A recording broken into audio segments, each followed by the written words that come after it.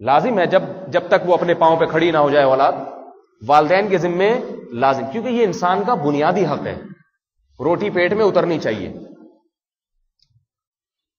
اسی طرح میرے بھائی، جیسے جان کی حفاظت ہر انسان کا بنیادی حق ہے، باپ بھی بیٹے کو قتل نہیں کر سکتا، ماں اپنی اولاد کو قتل نہیں کر سکتی، قرآن نے منع کیا وَلَا يَقْتُلْنَ أَوْلَادَهُنَّ۔ قرآن میں کیا ہے کہ اے نبی، جب آپ سے یہ عورتیں بیعت ہونے کے لیے آئیں، صحابیات اسلام قبول کیا، بیعت ہو رہی ہیں، تو ان سے کن باتوں پر بیعت لیں؟ شرک نہیں کریں گی، چوری نہیں کریں گی، زنا نہیں کریں گی، وَلَا يَقْتُلْنَ أَوْلَادَهُنَّ، اپنی اولاد کو قتل نہیں کریں گی۔ اولاد کے قتل میں علماء نے دونوں صورتیں لکھی ہیں، بچے کو پیدا ہونے کے بعد قتل کر دیا غربت کی وجہ سے، یہ کھلائیں گے کہاں سے؟ ایسا زمانہ جاہلیت میں ہوتا تھا، بعض دفعہ والدین اس لیے مارتے تھے بھائی روٹی پانی کا ہمارے لیے انتظام نہیں ہے، اس کو کہاں سے؟ اور دوسرا اولاد کا قتل، ماں حمل ضائع کرا دیتی تھی، پیٹ میں حمل ٹھہر گیا تو گرا دو، اس کو کون ٹینشن اٹھائے بچے کی، ولادت کے بعد اس کو 2 سال پالنا، یہ ٹینشن حمل گرا دیتی تھی ماں، زمانے جاہلیت میں بھی ہوتا تھا۔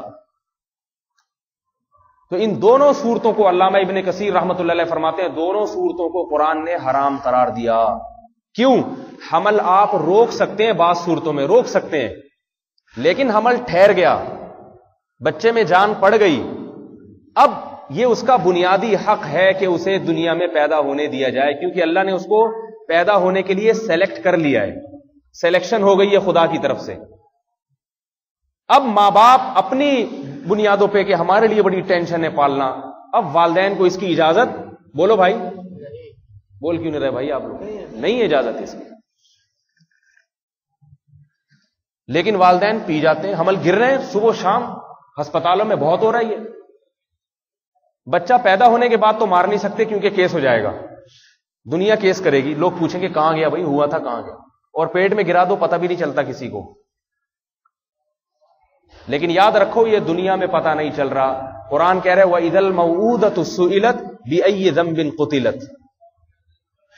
عرب میں عادت تھی بعض عربوں میں کہ اپنی بچی کو باپ خود دفن کر کے آ جاتا تھا۔ اب جب باپ ہی دفن کر رہا ہے تو باپ سے کوئی انتقام لے سکتا ہے کیا؟ وہ کہے گا میری اولاد میں نے دفن کیا۔ لیکن قرآن کہہ رہا ہے قیامت کے دن زندہ دفن کی ہوئی بچی سے خدا پوچھے گا بِأَيِّ ذَنبٍ قُتِلَتْ، بتا تجھے کس جرم میں قتل کیا گیا، خدا انتقام لے گا۔ تو وہ مائیں جو اپنے حمل کو ضائع کرا دیتی ہیں کسی واقعی شرعی عذر کے بغیر، تو یاد رکھو یہ نہ سمجھیں کہ کسی کو نہیں پتا چلا، جس اولاد کو ضائع کیا جا رہا ہے وہ والدین کی اولاد بعد میں ہے، خدا کی مخلوق، اللہ کی مخلوق وہ پہلے ہے۔ اللہ اسی آیت کی روشنی میں وَإِذَا الْمَوْءُودَةُ سُئِلَتْ، زندہ دفن کی بھی بچی سے اللہ خود پوچھے گا کہ تو میری مخلوق تھی، تجھے میں نے پیدا کیا، بتا تجھے تیرے باپ نے کس جرم میں قتل کیا۔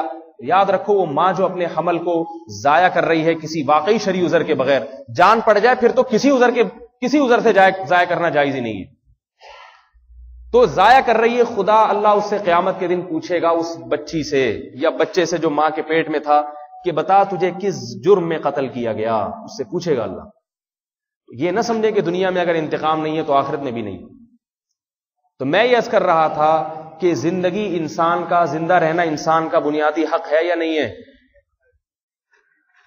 بتاؤ بھائی، ماں باپ والدین یہ حق چھین سکتے ہیں؟ بولیے، حکومت چھین سکتی ہے؟ کوئی بھی نہیں چھین سکتا۔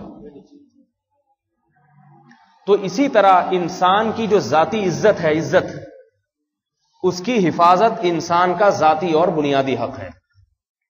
سمجھ رہے ہیں بات کو؟ نہیں سمجھ میں آ رہی؟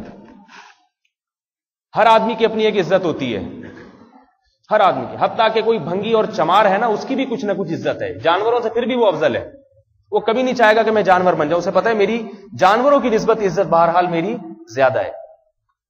ہر آدمی کی ایک عزت ہے، اس عزت کو بچانا، محفوظ رکھنا اس آدمی کا انسانی بنیادی حق ہے۔ دنیا میں اللہ نے کسی کو اجازت نہیں دی کہ اس کا بنیادی حق پہ ڈاکہ ڈالے، اس سے اس کا بنیادی حق چھینے۔ سمجھ رہے ہیں بھائی بات کو؟ جیسے زندہ رہنا انسان کا بنیادی حق ہے، والدین اس سے اس کا یہ حق چھین سکتے ہیں؟ بولو بھائی، نہیں۔ ایک صورت میں چھینا جا سکتا ہے کہ یہ خود کسی سے جینے کا حق چھین لے، کسی کو قتل کر دے. اگر یہ کسی کو قتل کر دے گا تو بدلے میں اس کو قتل کیا جائے گا، اس کو قصاص کہا جاتا ہے. سمجھ رہے ہو بھائی بات؟ جب تک کوئی واقعی قوی عذر نہ ہو تو آپ کسی سے زندگی کا حق نہیں چھین سکتے، حتیٰ کہ کافر سے بھی اس کی زندگی کا حق نہیں چھینا جا سکتا. بعض فقہاء نے لکھا ہے کہ میدان جنگ میں کافر کو جو قتل کیا جاتا ہے اس کے کافر ہونے کی وجہ سے کیا جاتا ہے. امام ابو حنیفہ رحمہ اللہ تعالی فرماتے ہیں کہ نہیں، کافر ہونے کی وجہ سے نہیں، اس کا کافر ہونا اس بات کا تقاضا کرتا ہے کہ اس کو زندہ رکھا جائے تاکہ یہ آزمائش میں پڑے، آزمائش ہو، اس کی امتحان ہو زندگی میں، اور پھر آخرت میں اس کو سزا دی جائے. اگر اس کو قتل کرنے کا حکم ہوگا تو دنیا میں اس کی آزمائش کیسے ہوگی؟ پھر